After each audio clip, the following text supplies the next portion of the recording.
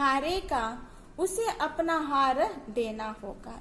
जिसका इस खेल में हार है, ठीक है, हार हासिल हो जाती है तो वह अपना हार देना होगा। तो सभी क्या करती है, अपनी अपनी जोड़ियां बना लेती है।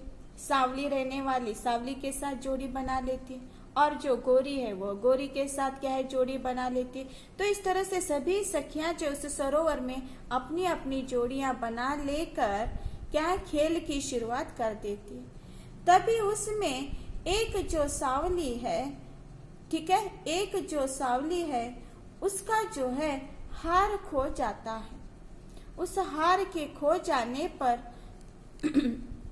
उसके हार के खो जाने पर वह क्या है, दुखित भी हो जाती है। तो एक सखी ऐसी थी जो बेचारी, उसे खेल के नियम ही पता नहीं थे। वह अपना हार खोकर चित्त के बेसुध हो जाती है। तो उसे खेल का नियम ही पता नहीं था।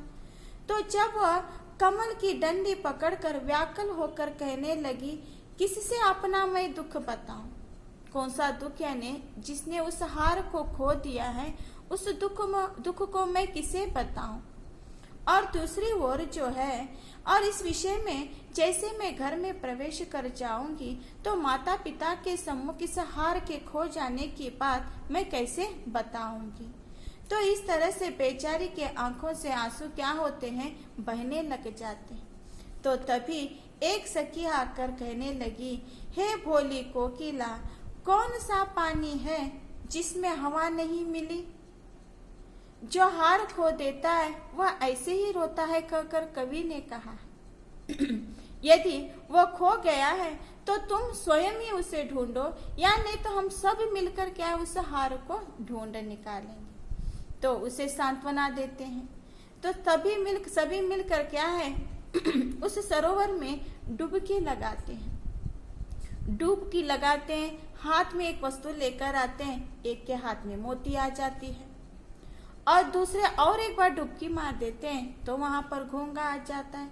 सो उनका डुबकी मारना, एक एक वस्तुओं को लेकर आना, तो इससे आनंदित कौन हो रहा है ने, मानस सरोवर होने लगा है। ये कमल, सभी ये नक्षत्र जो हैं, ये सभी लोग जिस प्रकार से डुबकी मारने लगे उतना ही मन किसका ने, मानव सरोवर का प्रसन्न होने लगा।